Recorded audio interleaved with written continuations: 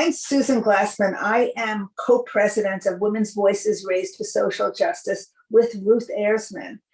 And we're very, very happy to have so many of you with us on this rainy evening when I, for one, I'm glad to have the opportunity to learn and participate virtually. I'm especially looking forward to tonight's program because, among other things, it will give us tools to use social media effectively for advocacy, which is our primary purpose. So this is a program that I particularly am looking forward to, and I'm delighted that we're able to do it. During the presentation, please use the chat function on your device to ask questions. And at the end of the presentation, Jennifer Lohman, one of our speakers, will answer questions with Ellen Wentz, I believe, serving as the moderator. The next program topic that Women's Voices is going to present in a Thursday evening virtual program is voter suppression. Will you be able to vote? So we hope that you will be able to participate in that. As I said, that will also be virtual. We're hoping that in the not too distant future, we'll be able to offer people the choice of participating in person, but not for reasons that you all understand, not yet. Ellen Wentz, who is our program chair, is going to introduce tonight's speakers. Enjoy the program. Tonight's program will have a little different format. Anat Shenker-Osorio, founder of ASO Communications and host of Words to Win by podcast, will be our second speaker. She will give us her presentation on persuasion, which you can use in social media posts, letters to the editor, and in our conversations.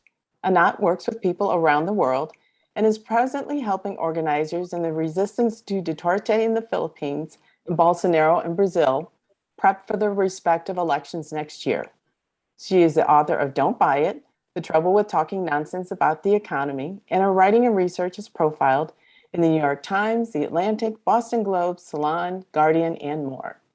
As you can tell, Anat is in high demand, and we are very thankful she's carved 20 minutes out of her busy schedule for us tonight. Unfortunately, she will not have time to hang around for the Q&A.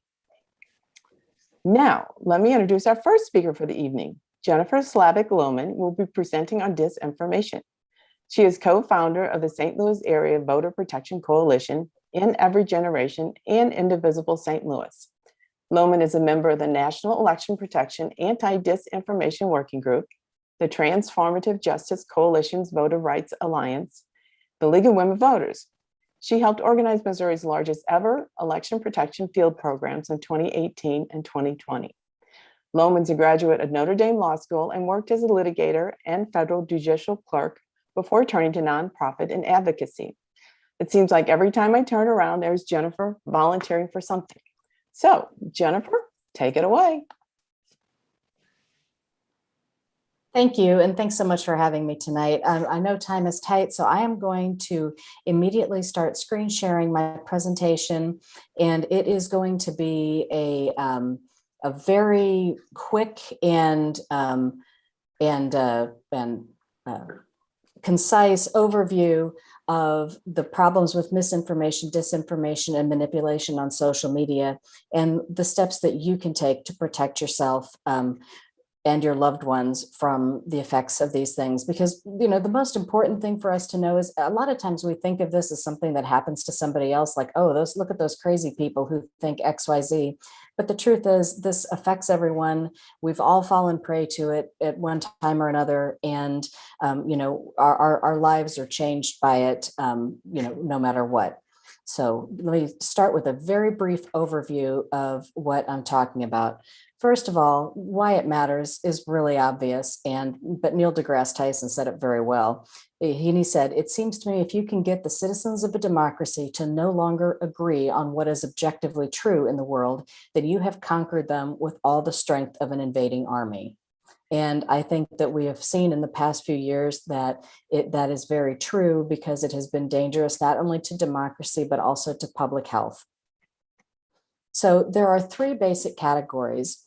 The first is misinformation, and that's a little simpler because that's, just erroneous information. It's not intentional, and it's usually the result of an honest error. This is the kind of thing that happens a lot in the context of voting, where people really want to offer good advice, but perhaps don't realize that, the advice that they saw from a friend in one state doesn't apply to their friends in another state, because since voting is so different, across jurisdictions. And we saw that, I think, in 2020, like, oh, use 2 stamps to send back your ballot, um, don't mail back your mail-in ballot, where in Missouri you absolutely had to mail back in a mail-in ballot versus an absentee ballot. So these are things that are just misinformation. It's not at all it's not at all done in a malicious way, but it can still have ill intents. And this is something I think that we've definitely all made mistakes with. I mean, how many of us saw that post about how you could prevent COVID by sipping warm water? I mean, I swear that was on my timeline about 50 times, and everybody genuinely wanted to help with a scary situation. But in doing so, they inadvertently posted things that were not true. Disinformation is very different. It's a deliberate attempt to spread fake news, conspiracy theories, bad information, outright lies about critical topics such as COVID-19 or the elections.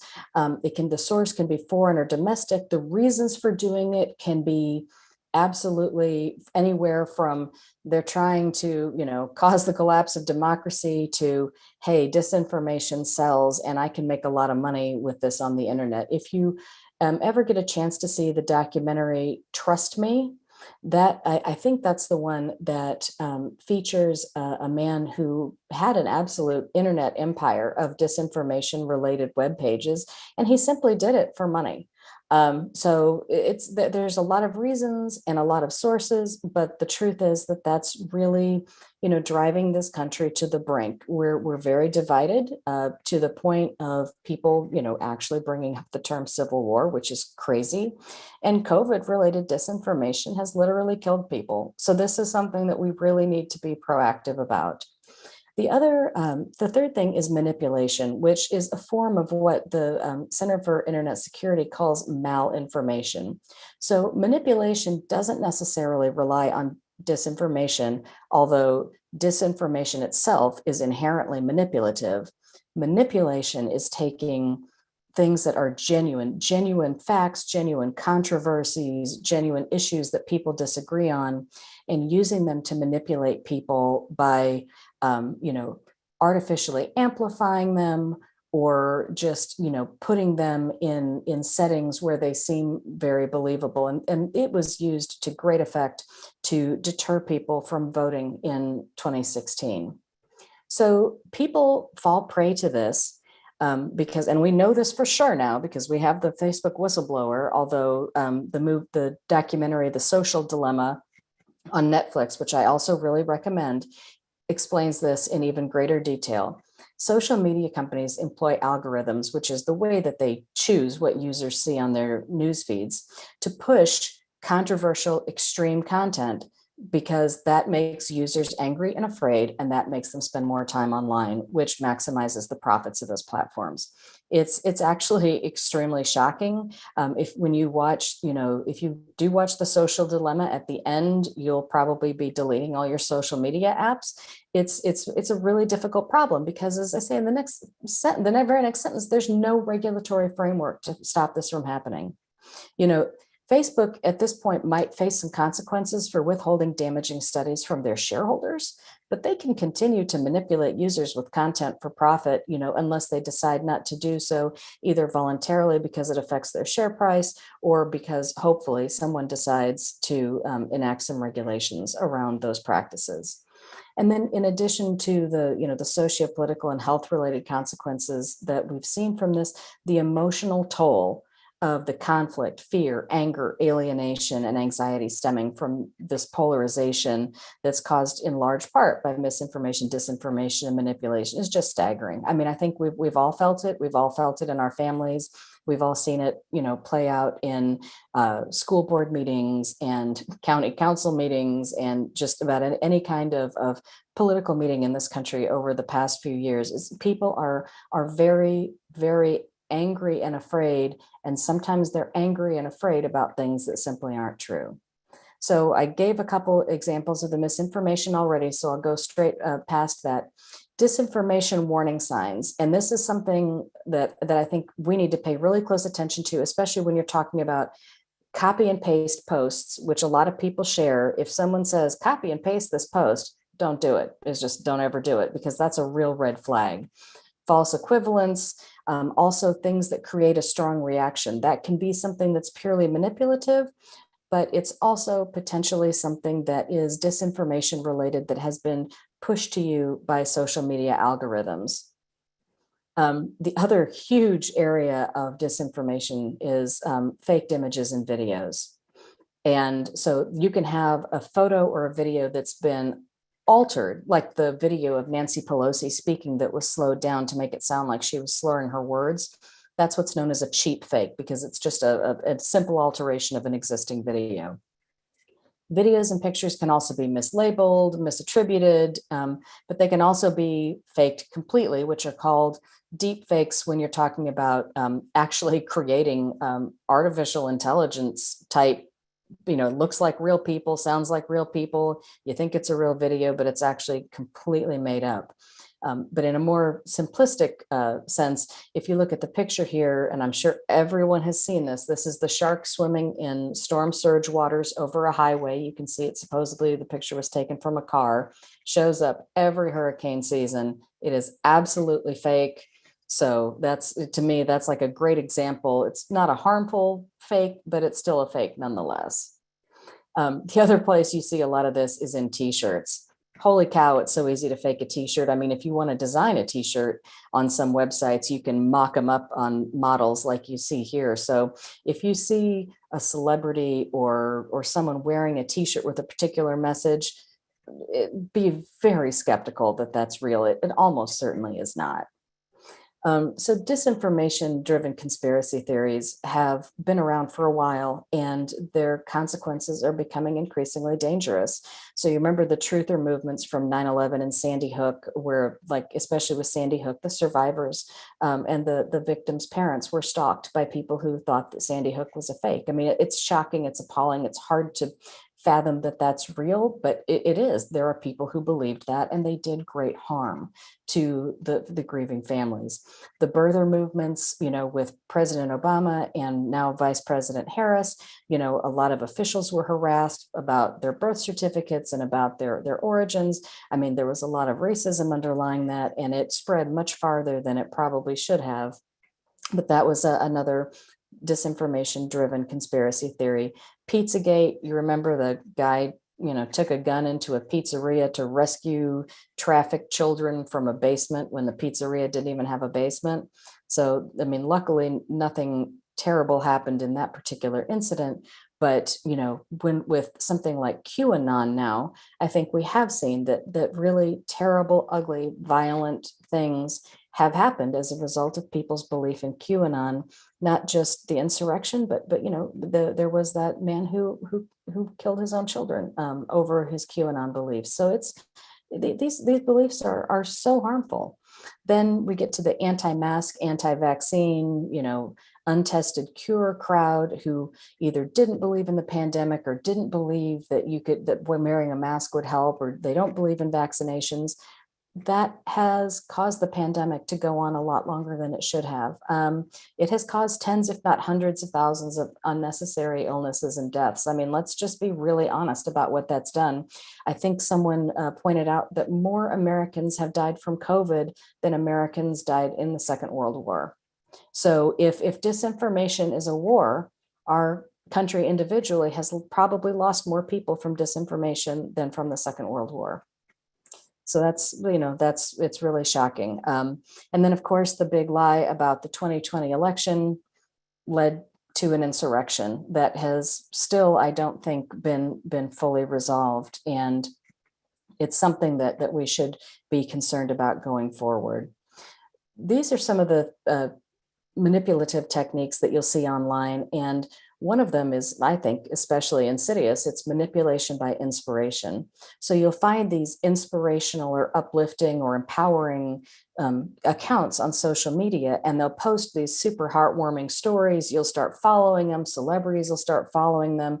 People are sharing them around. They get this huge following that lends credibility to their postings.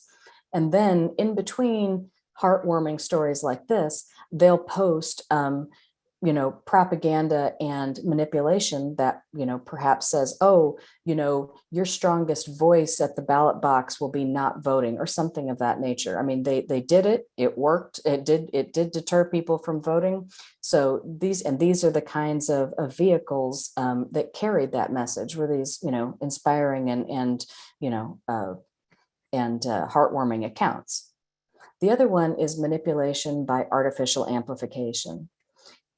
Any one of us who spends time on the internet knows that we are often drawn into, like, oh my gosh, this controversy is going on. Everybody's talking about it. It's really upsetting to me. And, I can't believe that everybody is debating X, Y, and Z. Well, half the time it's not, everybody, it's just a bunch of bots and trolls who are artificially amplifying this information. If you go to the Center for Internet Security, it's CISA.gov, CISA.gov, they have a lot of great resources on misinformation, disinformation, foreign interference, stuff like that. They even have some graphic novels that they've just produced for young adults, which are extraordinary. But this is a flyer that they produced that, it's the War on Pineapple, Understanding Foreign Interference in 5 Steps. And it uses the example of the fairly frequent internet debate over whether pineapple belongs on pizza. That comes up every so often on Twitter, I know. And they're showing how something like that can be talked about by, 2 or 3 people, but suddenly bots and trolls get a hold of it, and then everybody's talking about it. And then because everybody's talking about it, more people are talking about it. And pretty soon, you've crashed the internet debating whether pineapple belongs on pizza, which it does, by the way.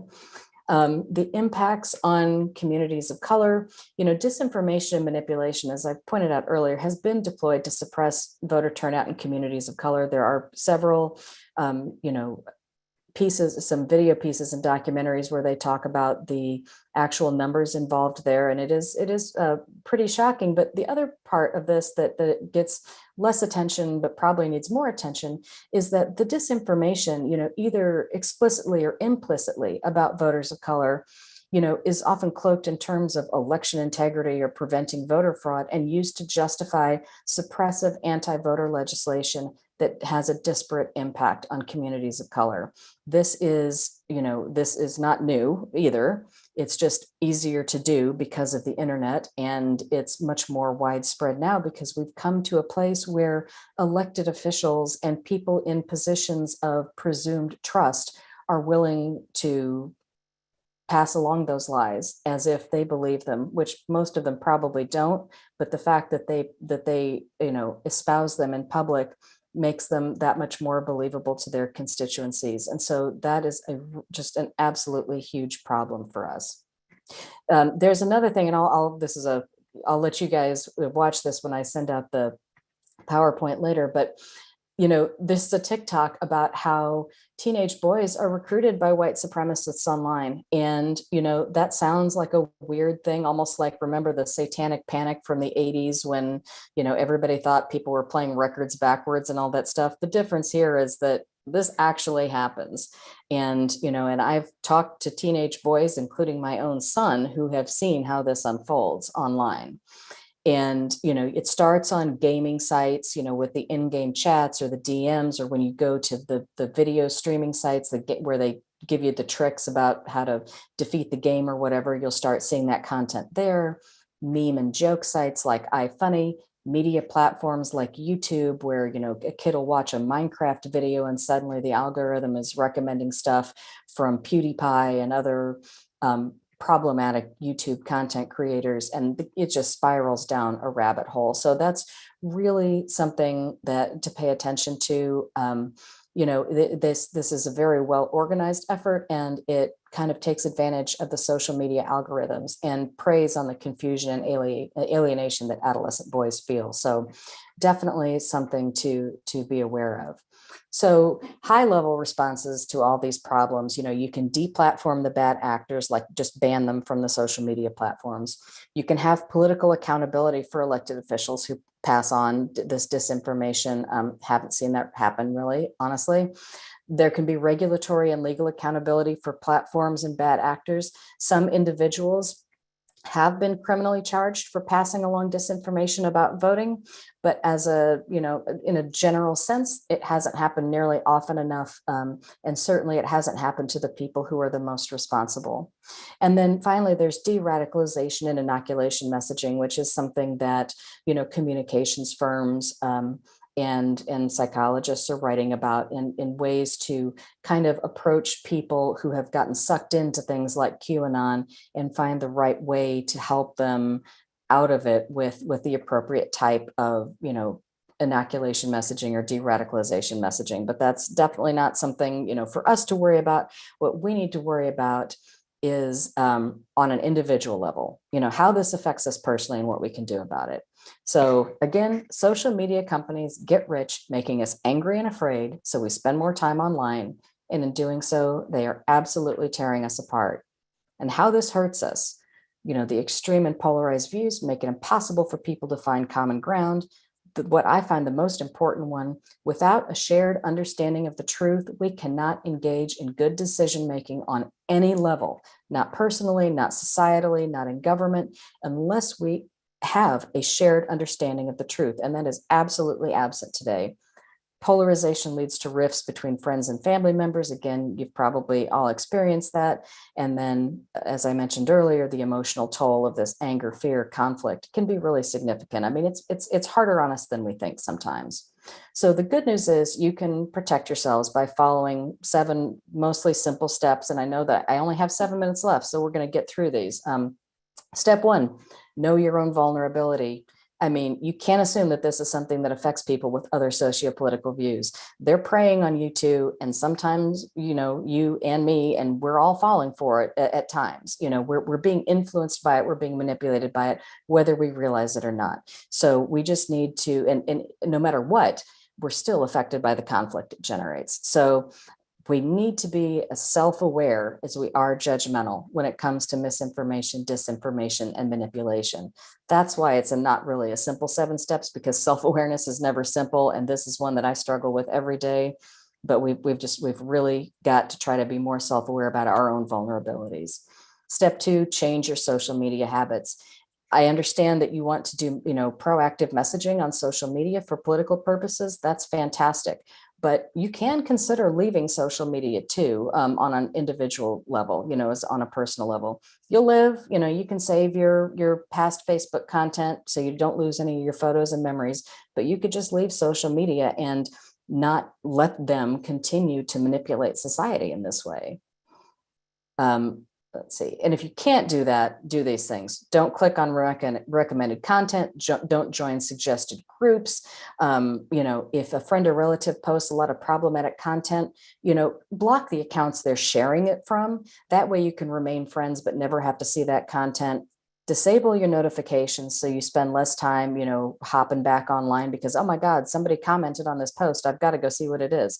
Just disable those notifications. And if you're a parent, share these rules with your kids in a really non-judgmental, and I would say almost peer-to-peer way, because, we're vulnerable too. They're vulnerable, but they're probably, our vulnerabilities are maybe for different reasons, but we're all in this together. So approach your kids on a very peer-to-peer footing on these issues. Step 3, avoid that stealth manipulative content. Avoid those heartwarming accounts that post all those cute pictures of, kittens who are learning to walk or something. Just it's tough, but don't do it.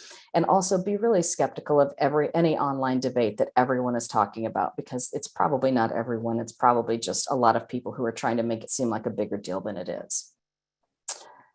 Step 4, let's see. Oh, and two quick things though. Remember, a verified social media account just means the person is famous, not trustworthy, and repetition alone doesn't mean information is credible. There are a lot of blue check users online who are monetizing sociopolitical upheaval, fear, anger by providing content that rallies their targeted audience. And I think that is true across all sociopolitical beliefs, including the, what I call the hashtag resistance. You really have to watch out for those personas that are so tied to that particular movement. And then think about your offline media choices. And in addition to I think that was step 4, was seek credible media sources. So in addition to that, spend less time on commentary heavy and ideologically driven programming, because that's where you get worked up enough to then go online, where then they start feeding you even more content. So just think about spending less time on cable news or commentary shows, just for your own well-being, and also so that it doesn't inspire you to go on social media and kind of get into disinformation. Step 5, beware what you share online. Always, always err on the side of not sharing content. Don't share memes. I make some cool memes and I hope people share them, but honestly, I'm sitting here telling you, even though I made them, just don't share memes. Don't share cool photos or videos, links, articles, forwarded or reshared, post, copy and paste posts, any kind of potentially problematic content. And that leads to the most important rule, and what I consider the hardest rule. Never, ever repeat disinformation, misinformation, or manipulative content. Don't reply, don't share, don't forward, don't retweet, don't quote tweet, do not comment on or otherwise engage with that content, even if you're disagreeing with it or trying to fact check it or debunk it. As soon as you comment on somebody's disinformation related post, you pop it up the chain on social media and make it appear on other people's news feeds. You're amplifying it simply by engaging with it. So don't engage with it. You have to just sit. And I have been so guilty of this over the years. I can't tell you how guilty I am. Guilty as charged. I have done all of these things. Just you feel like you're so outraged, you want to tell people that you're so outraged about this. Don't, you really can't. So it's hard, but just don't do it. What you can do instead, report the problematic content to the platform who may or may not do anything about it, and also to reportdisinfo.org. If you're concerned about a friend or relative who's posting bad info, handle it privately with them. And then here's the big thing. Post truthful information instead. And Anat will talk about that a lot. You can learn more about effective messaging from MOVPC's partners, and of which Anat is one. So, you can join the Missouri Voter Protection Coalition to find out more. And that leads us to our 7th and final step, engage in proactive and productive activities. Don't wait to respond to disinformation. Get out there with a proactive message. We're often way too reactive in these situations. We need to be proactive. We need to put our message out first. We need to put the truth out first. So use the proactive messaging tips that you're going to receive. If you'd like more information on disinformation, go to knowdisinfo.org. That's KNOW disinfo.org. And then join the Missouri Voter Protection Coalition to find ways that you can help protect the right to vote. That's a good, productive, proactive activity. That's better than spending time online or watching cable news. And then if you would like to follow up with me with any questions, my email is on the screen. And I am also available to host screenings of the documentary Trust Me, because I do have a 1-year-long license to show that documentary. So I think I made it. It's 7:29. Boom. All right. I don't think Anat is here yet. So okay. If you have a few more. Oh, wait. Sure. Here she is. All right. Perfect timing. Oh, my goodness. Right on time.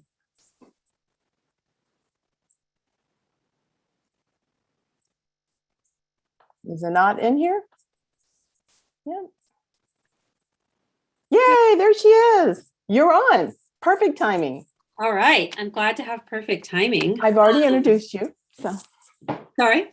I've already introduced you. So. Oh, even better. I didn't have to listen to being introduced, which everybody knows. It's one of the most painful things a person can possibly have happen. but I'm thrilled to be with you. And apparently my ability to screen share is somehow, sorry, I'm clearly having some issues. So I'm going to tap dance for 1 second. Very strange. And I'm going to try it again. It doesn't seem to want to let me go into full screen mode. But that's on my end, not yours. That is 100% my issue. Oh, I know why it is. It's because of your fancy live streaming. It's because you all are fancy. Sorry about this. Okay. Here we go. Are you seeing my screen? Awesome. Yes, it's great. All right. So I am coming in to address the latter part of the question of disinformation. And so I have titled this, rather than something referencing disinformation or combating it or whatever verb you want to use, telling our truths. Because as I often like to joke, if the left had written the story of David, it would be a biography of Goliath. We like to talk about our opposition all the time. And we are very, very big fans of talking about that opposition, which is completely and totally understandable. They are indeed formidable and they are indeed horrible. But what we find in our research is that talking about our opposition actually increases their power, and it helps foment the cynicism that we see among a lot of our voters that in many places and in many races is actually our biggest obstacle. Oftentimes what we find is that it's not that people don't believe our ideas are right, it's that they don't believe our ideas are possible. And so why bother even trying? In the disinformation space, when we keep belaboring how terrible and horrible all of this is going on, one of the things that we are actually seeing from our voters that is perhaps most troubling to me is this sense that you cannot believe anything. Everything is a lie. Everything is up for question. And so thereby, there are no sources of credible information. Who knows what to believe? Who knows what is true? Because just as nature abhors a vacuum of any kind, it is also the case with information. If there is not information about a topic, if we are not filling in our truths, then we are tacitly allowing disinformation to proliferate. Of course, not intentionally, but by not having a replacement for it, it gets to take up more space. And so what do we do other than get very, very sad? And if we live in a state like mine, avail ourselves of legalized marijuana or whatever it is you do to get through your day. First, if you remember nothing else from all that I say, principle number one is to say what you're for. All too often, we end up reinforcing our opposition by negating them, right? Seeking asylum is not a security issue. Muslims are not a threat. Vaccines are not going to cause autism. This is not going to harm us. This will not hurt our economy. This will not curb jobs. This will not. Every time we negate, just as when Nixon once upon a time got on television to inform us that he was not a crook, the very first thing that makes you think of course, is that man's a crook. And so too with negating statements. When we do that, we actually fuel the lies of our opposition. And the same holds, by the way, for myth busting. If you are engaged in myth busting, you are giving free airtime to your opposition. So what do?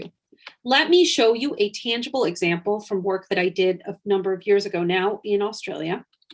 2013, prior to the research, classic negation. Seeking asylum is not illegal. Learn the facts and show your support. Because clearly the reason why the government of Australia was shunting people to offshore prisons is because they didn't know the facts. That is not true. That is joking. 2015, right before we did our research project, a classic, what I call harms and horrors message. Here you see this child. He is indeed behind bars.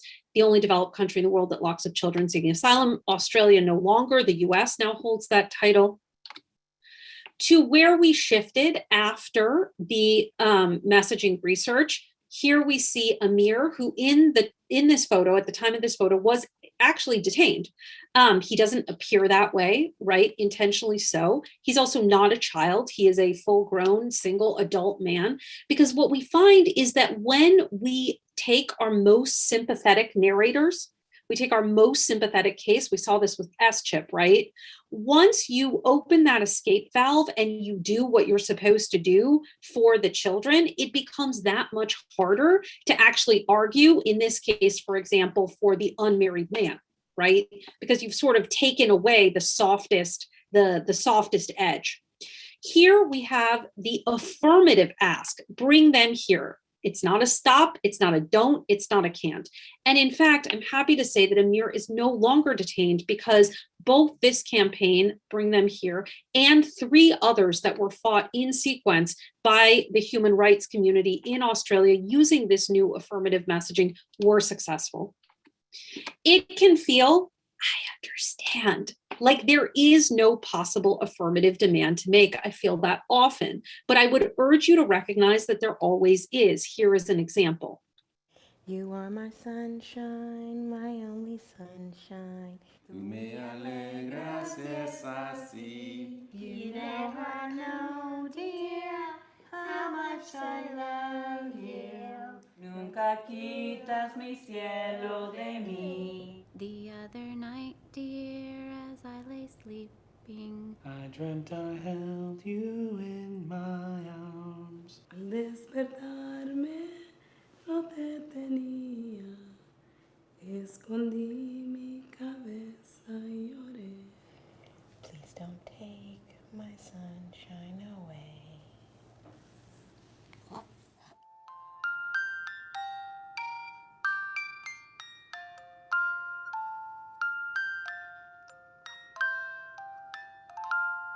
Tested it many times. We can create a fair immigration process against don't do this, stop that, end this. There is no comparison. It is always more effective to make an affirmative demand. And yet we are almost always making negative demands, both in the electoral space and in the issue space. And what happens when we make a negative demand, which is any kind of a stop or a don't or a can't, we actually render ourselves potentially victims of our own success. Because if we are saying, stop separating families, then the administration can begin to detain and lock everybody up together and say, look, we stopped. In California, for example, there was a successful campaign to, quote, end cash bail. And by end cash bail, what many counties started to do was to do pretrial detention indefinitely without any kind of avail. And then lawmakers sort of looked confused at the advocates and were like, you told us to end cash bail, and we did. We must say what we are for. First of all, if we actually want to achieve what we're for. Second of all, if we want to abate cynicism. And third of all, if we want to be persuasive. Research in the 2020 cycle showed that pro-Biden ads were 3 times more effective than anti-Trump ads.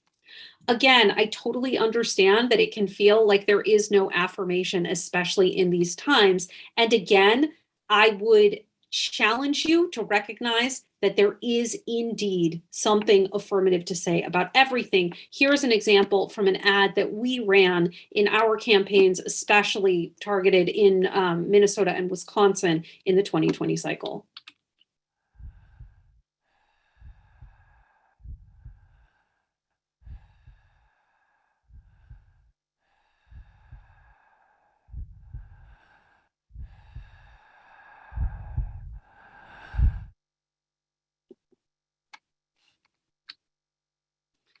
It's not just through ads that we can make an affirmative demand. Here is another example, this one from Wisconsin, when Trump came to Kenosha, which of course was the site of where police had shot Jacob Blake. Instead of having an anti-Trump rally, which is the de rigueur response, the folks in the community, led by Black Lives activists of Kenosha, had a Justice for Jake event that was carefully socially distanced, with masks, with food, with mutual aid, with voter registration. And the media actually covered it as such. Principle 2, order matters. It turns out that when we say the same 3 sentences in a different order, it actually has a measurable difference in terms of response. So this is an example of an ad that is in the correct order. I will show it and then I will dissect what that order is.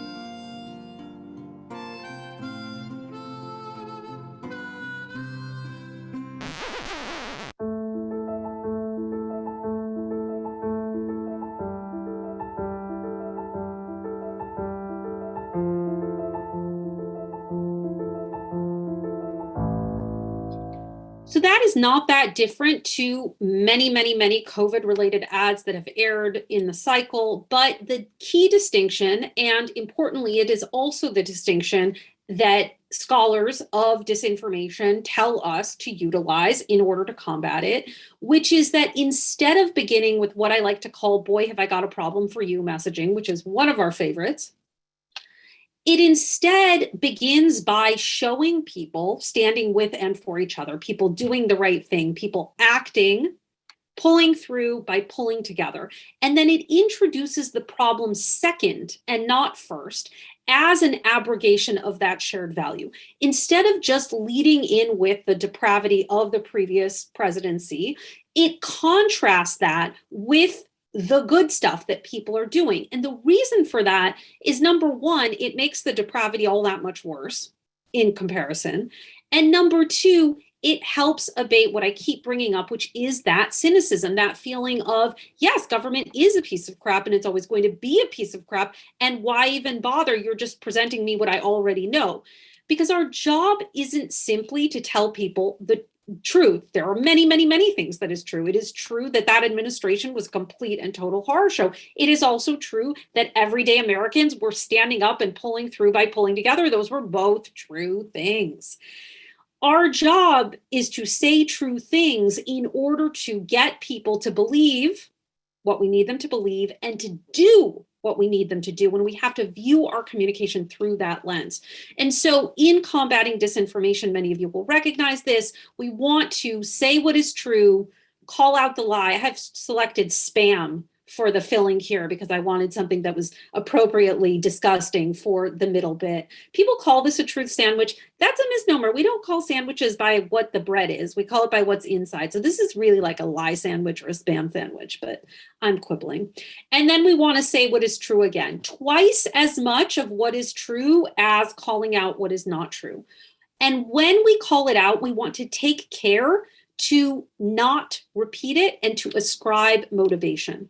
And so more broadly, not just in combating disinfo, but in messaging in general, the ordering that we want is values, first that positive, affirmative, shared value, then the villain, second, not first, and then the vision, closing with a return to that shared value and what we can achieve if we do the thing that is whatever the ask is that you're making. Here's an example of doing that in that order. As Americans, we may feel apart, but there's so much we actually agree on. Very few dads can really pull off short shorts. We will eat almost anything that comes in nacho cheese. Baseball should be played twice as fast. We're tired of politicians trying to divide us for their own gain. We prefer to work together, not against each other. We miss the United States of America. And another thing we can all agree on. We can do something about it this November. America, let's reunite. Principle 3, politics isn't solitaire. So we don't live in a world where people just hear from us. That would be real nice. Our lives would be a lot easier, but in fact, they hear from the other side constantly and relentlessly. And so this notion that we can somehow just not talk about race, or just not talk about policing, or just not talk about whatever issue someone has told us is just simply too divisive, that is a fiction. Because if we are silent on questions of race, the race conversation doesn't just go away. All our voters hear is the relentless race baiting of the other side, which of course is their standard discourse. And so we need to recognize, because politics is not solitaire, that in order to actually be heard by our voters, we have to have something to say about the issues of our day. And in fact, we have something to say. This is from research that's part of a discourse known as the race class narrative, of which I was key part, very, very proud, alongside Ian Haney-Lopez and Heather McGee, SKU, like research partners, an incredible host of people. This is from a poll. This is showing you what we call a forced choice question. Here we are trying to beat the proposition that is in red, which is a standard right-wing economic argument. To make life better for working people, we need to cut taxes, reduce regulations, get government out of the way. What you can see is that in either case, we beat it. But when we explicitly name race, which is the blue statement in lieu of the green, we increase by 8 points with the persuadables, and we increase a bit with the base as well. It is also the case that when we want to beat back an anti-immigrant proposition, again in red here, we are better off. In fact, we flip with persuadables, which is the majority of the sample, from being underwater, losing, to winning. Now, are we winning by a lot? No. This is actual research done with actual Americans. What the race class narrative does is it builds upon that initial statement that I told you, values, villain, vision. It uses that same pattern. It complicates it a little bit. It opens with a shared value, same as before, and that shared value either references or explicitly names race and class. It then names the problem second, same as I said before, and it names the problem in a particular way as deliberate division or scapegoating, and highlighting how that is a weapon that abets economic harm to all. It then emphasizes unity and collective action, and ideally has a call to action that connects what we're asking people to do to the outcomes that they desire. Here that is in an ad. See more simply, if you can find for yourself the opening value, the naming of the deliberate division as the problem, and the return again to cross-racial solidarity. We want our communities to be healthy and vibrant. And so we march together to demand justice. While a handful of politicians try to make us fear each other, we're onto them.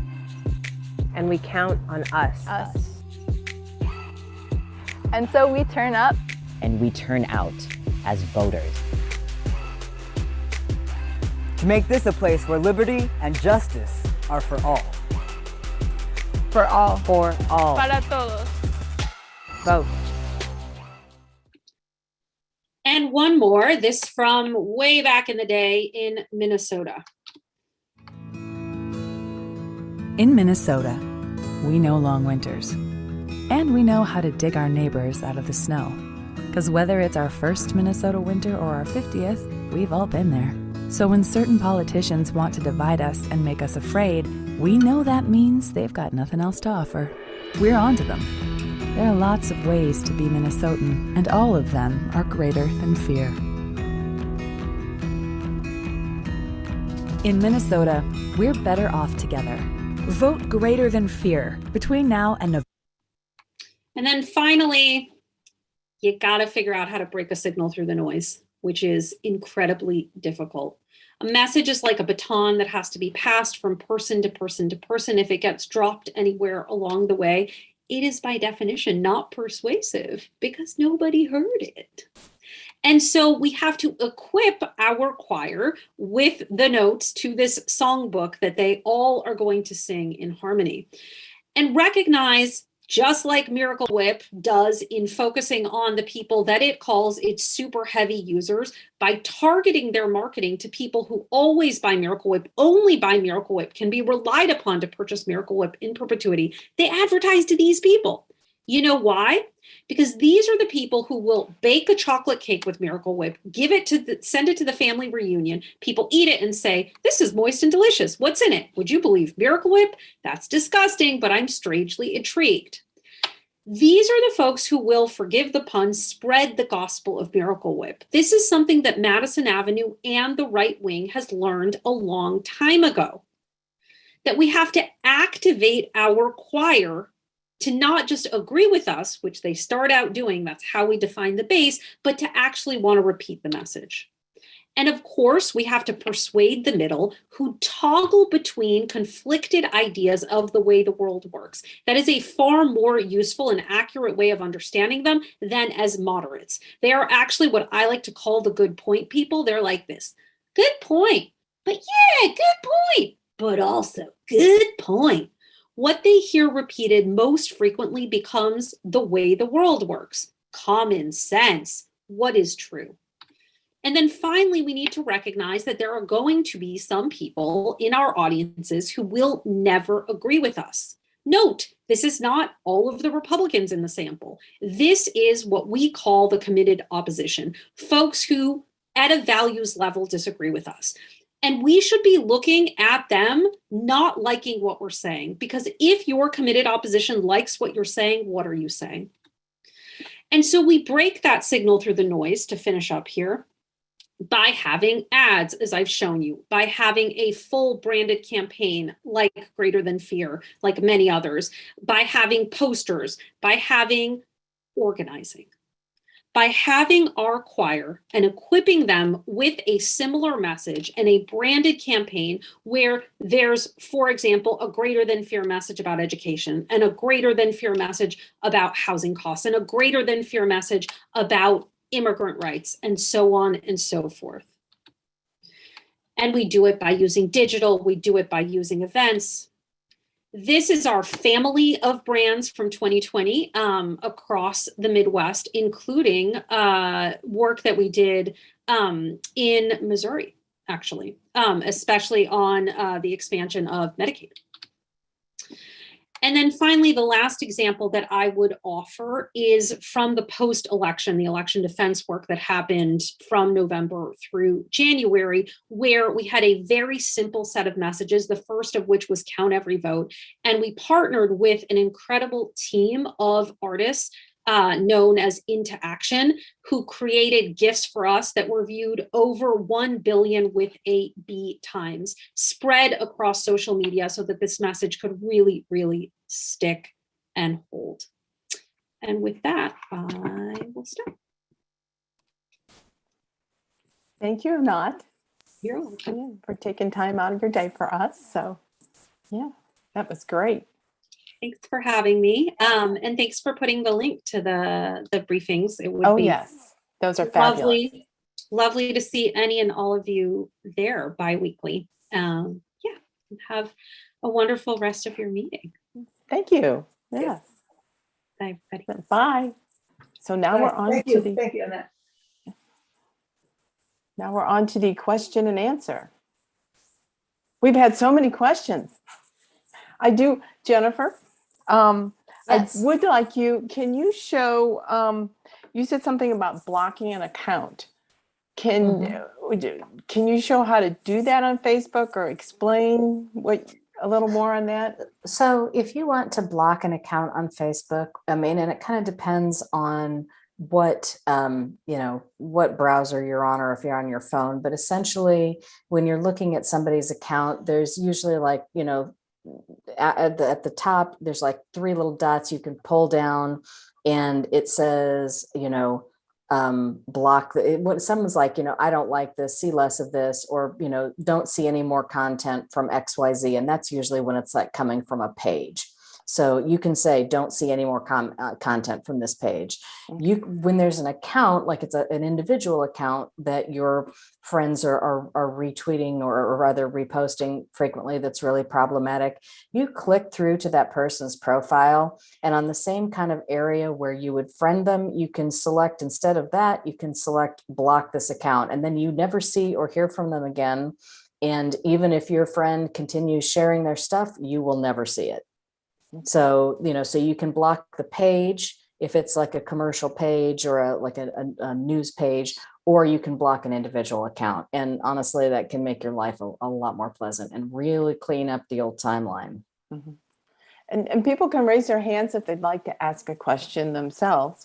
Another thing is when you put those little mad faces on Facebook posts, I think that promotes the post and we shouldn't do that. Is that what I've heard? You should, when I say don't engage with the content, I mean, no thumbs up, no thumbs down, no sad faces, no mad faces, nothing. Because even putting like the emoji reaction can it can amplify that post. And, so sometimes I'll be sitting on Facebook and I'll see the craziest darn things come across my timeline, not somebody I follow or anything.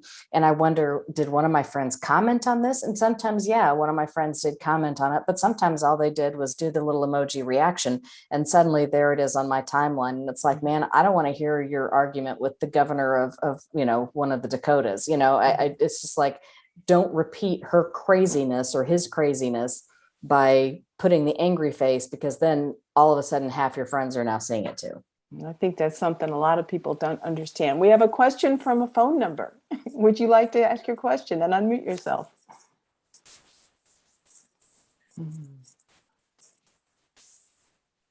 Did you unmute yourself? There we go. That would help. Thank you. This is Ruth. Anyway, I saw a series on PBS, excellent on this whole subject matter. One of the things they mentioned when you create these false images of a person, I can't remember, is it Avatar? I can't remember, that the technology has not perfected blinking in those false images. Is that, I just want to know, is that still true? I mean, eventually that will be conquered, but that's how you know if it's fake or real face you're looking at. The blinking one has to be real. The one that never blinks when you're looking at him has to be false. I have not seen that information, and I would not assume that it's true. I mean, because if you think about it, let's think about some movies that we've seen recently. Like if any of you saw, what was it? One of the Star Wars, one of the Star Wars movies, I think it was the one where everybody dies at the end. But they had a character that was from the original Star Wars that they had to, basically recreate his whole face. He was actually a deep fake because the actor has been dead for quite a while. And he was very realistic. And I'm pretty sure he didn't go through the whole movie without blinking. So I'm going to say that may have at one point been true, but I seriously doubt that it's still true. And I wouldn't assume that it would continue to be true even if it is today, because tomorrow it might not be. And we have go on, Ruth. Okay. We have a question from Liz on the chat. What do you think we should do about reputable media outlets repeating disinformation in their reports by directly quoting people who spread disinformation, such as was done with President Trump? That's actually a really, really good question. There are some organizations dedicated to educating journalists on how better to deal with these. One of them is called First Draft News, and the other one is the News Literacy Project. But I think First Draft News is the one that has more programming geared specifically toward educating journalists. So for the journalist in your life, or if you want to write a letter to the editor about it, look at these websites and start recommending it, start putting it out there. Hey, how come you're not looking at these resources on how to report on news without amplifying lies in a way that harms people? Because as we've just heard, anytime you repeat the lie, even to say it's a lie, you're putting it out there. That's great advice. I email the news all the time. I'm going to send that to them. And we have another question online, or another in-person person. And remember to unmute yourself. We see you. Thank you. I'm Theta Person. I'm the president and founder of Looking for an Angel. So I increase awareness of missing persons and help people navigate the missing person process. And there's over 1,200 people missing from the state of Missouri. And most of you may not know that. Over 600 of those individuals are children. And I promote or increase awareness of missing persons via social media all the time. I am very careful about that, but I just want to be careful about saying or making people believe that social media is totally bad. I know there's a lot of totally bad things in every area, but a lot of people have been recovered due to my efforts through social media. So that being said, what do you advise concerning sharing missing persons posts, because we can't find those, we can't see? So there's a couple things. And first, you're absolutely correct that, there are good things about social media, and it would be awesome if there were regulations about how they use our data and how they manipulate us. Because if social, in an ideal world, a well-regulated social media network could be really great. I mean, you really could just, make people aware of, say, missing persons, or, reconnect folks who haven't seen each other in a long time, actually share your photos with your relatives instead of, debating vaccines with them. I mean, those would all be great things. So you definitely want, that's the ideal world. Unfortunately, this is not an ideal world, and it is really a risk-benefit analysis for everybody in terms of social media. But for you, how you elevate those posts beyond, just the normal kind of algorithmic boost that they get, that's tough, because there are certain posts that the social media algorithms will not, feed to as many people, especially if you're posting from like a page. If you're not paying to amplify those posts, if you're not paying for a boosted post, they're really shrinking your audience all the time. So you would depend almost entirely on organic shares, and that's very, very difficult. So I think that that's another good issue to bring up in the social media discussion, is that good content is being, pushed down by bad content, and by paid content that is often not awesome either. So those are big issues to raise with social media platforms, and in terms of how you can get your missing persons, you would probably end up having to pay for boosted posts, quite honestly, in order to get more elevation in the timeline, and that's like really not that's morally not right, but unfortunately, that's kind of the truth. But it's good to share good posts, though. Right. Oh, it's good to share good posts, but I will say one thing about missing persons posts, because. And I'm sure that Theta is great about, she's sharing posts that are absolutely vetted, but I have seen lots of missing person posts where the person was found like 3 years ago. So check it out before you share it. I mean, sometimes even just like Googling the name of the missing person, you can often find out, where that is in terms of whether it's a current missing person, because you don't want to crowd the feed with stuff like, I don't know if, and this is not about people. So, and I don't mean to equate this in any way, but it's just how things can linger online. There was this post about a bunch of horses that were about to be sent to slaughter. And it was like, oh my God, they're going to be sent to slaughter. They got to find homes within the next 3 days. Help, help, help. That post went around for something like 4.5 years. I mean, those horses are, were out to pasture in somebody else's, farm within like a couple days of the original post, but the post stayed up and people kept sharing it without looking at the date or without checking to see if it were still current. Ruth, did you have another question, or did your hand still up? No. Oh, okay. Liz has a question. Are there effective ways we as users of social media like Facebook, Twitter can put pressure on the platform owners to change their algorithms and actually stop spreading disinformation? It's going to take regulation. So you're better off spending your time talking to your elected officials about it. The fact of the matter is, there are a lot of people, from the average person to organizations, that are solely dedicated to interfacing with these platforms at the highest corporate levels and saying, hey, here's what you need to do. They haven't been able, it's been unsuccessful. I mean, when I say they don't, I mean, they really don't care. I think we saw with the Facebook whistleblower that Facebook had information that, that they had done things like helped foment an actual genocide in Myanmar. I mean, they had the facts on that. Didn't change their behaviors. they had facts that Instagram has increased suicidal thoughts and body dysmorphia in teenage girls. They had those internal studies. They didn't change anything. So, I mean, the only thing that could threaten them, from our perspective, is their bottom line. And that means people not using their products.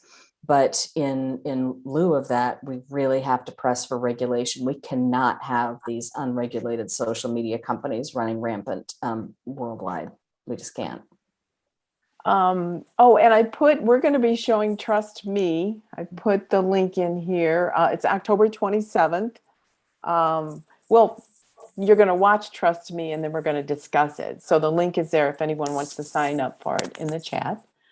I guess that's all the questions we have. I do want to say something about Anat.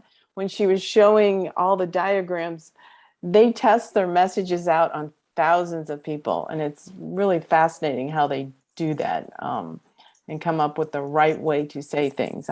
I wish we could just have a computer program to put something in and find out how to do it. Well, so, I mean, to that end, they do have some resources, that you can go to use their messaging. I mean, you can go to the Zoom that they give, but related organizations and organizations that work with them have developed apps that kind of push, positive messaging stuff on you that you can then repost. And then there is one, and I wish I could think of it off the top of my head. It's like freedomtovote.art or something, but don't quote me on that. It's something along those lines. And that gives you ready-made messaging, proactive messaging that you can spread. Yes. And Laura, there's a question about watching. Oh, here's the YouTube link. You can watch it later, and I'm going to put the link in the chat. Yes, pass this around so people can, I got to go up to, so that people can watch this again. There's the link. Okay. And then I will say one final thing. If you're really interested in this and you want to kind of get more in depth for your own personal edification, there is a website called, and I think this is done by the News Literacy Project. It's called checkology.org, and I'll put it down in the chat. And you can take a class in news literacy, spotting disinformation, identifying propaganda, and it is a very challenging class. So it's well worth doing. They have options for adults and for students. There are classroom packets for anybody who might be an educator. So look into those. Those are super, super helpful. And I am going to put this presentation, and there's already a lot of the things that I've talked about on the website that I developed called nodisinfo.org. And I will put that in the chat as well. And okay, I forgot what I was going to say. All right. Well, that one just went out the window. Okay. I guess that's it. Unless, Jennifer, do you have any closing remarks that you'd like to make? Or thank you. Yeah, just thanks for having me. And I'm happy to talk to anybody and provide any resources that you might need. I remembered. I had that senior moment. Laura Rose has Jennifer's entire slide deck. That's an expanded slide deck if anybody wants to look at all of her slides and more than what she showed, because this was an abbreviated program for Jennifer. So, yes. All right. Susan, any closing remarks? Or just this was excellent. Both presenters were just excellent. I was absorbing things and taking notes, and thank you so much, and convey our thanks to Anat as well. Yes, yes. Great job. I think a handwritten note might get her attention. All right. Thank you, everyone. We'll see you all next month. Good night. Thank you. Bye-bye. Good night. Thank you.